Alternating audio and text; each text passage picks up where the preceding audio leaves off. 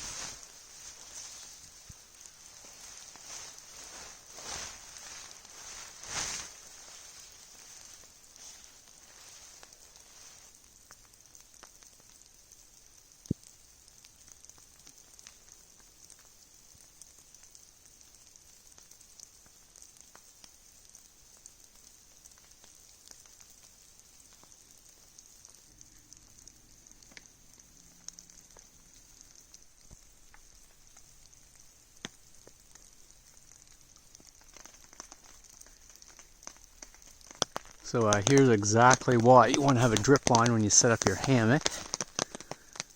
So I got my hammock under here.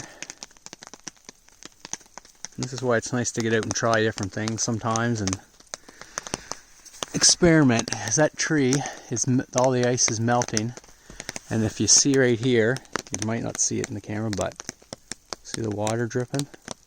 It's just streaming down this line. So if it was raining, I would do the same thing. And then I got this string tied here, and it's a drip line, they call it. It might be hard to focus there, but you can see the water just beaming right off.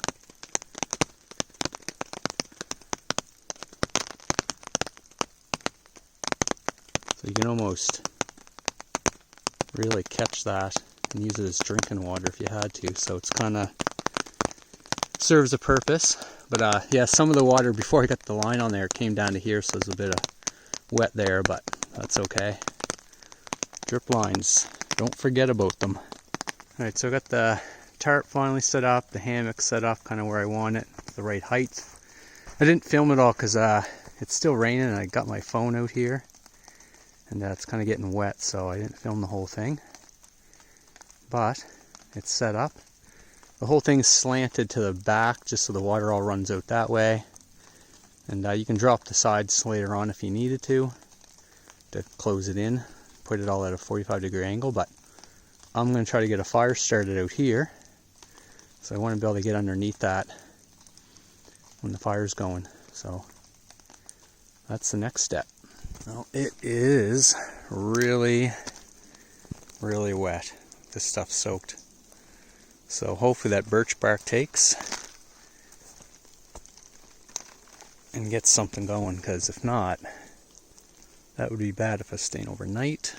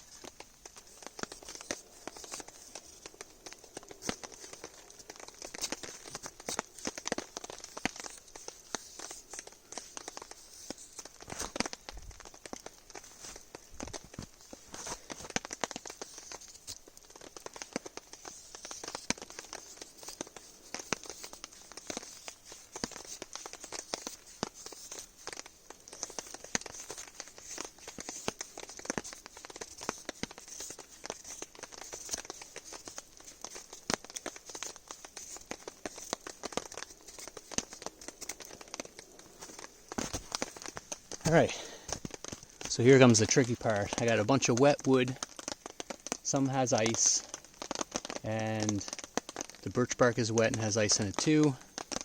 And I got this fire steel Überleben one, and I'm going to see if I can get this fire going. If not, it's alright, I'm not staying the night anyway, but it's good practice, like I said, to get out here, set up your stuff, practice worst case scenarios, because you may have to do it someday. So anyway, I'm going to see if we can get this lit and get a fire going.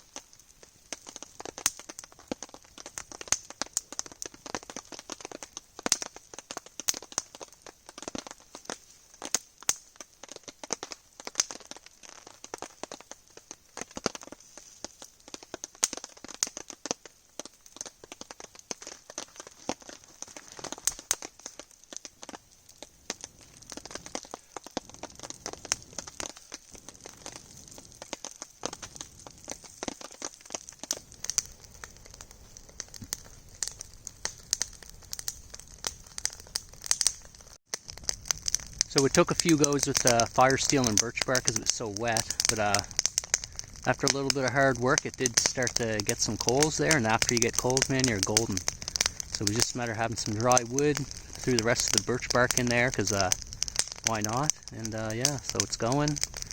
All I'd have to do now is keep cutting wood, splitting it, and I'd be good to go. If I was staying the night, that is. So anyway, I'm going to cut a little more wood, keep the fire going. I think I'm going to put a coffee on. I actually brought my burner out today, so I'm going to use that for the coffee, but yeah. So just to prove that even though it's wet, raining, and freezing rain, you still can get a fire going. Just a little bit extra work, that's all.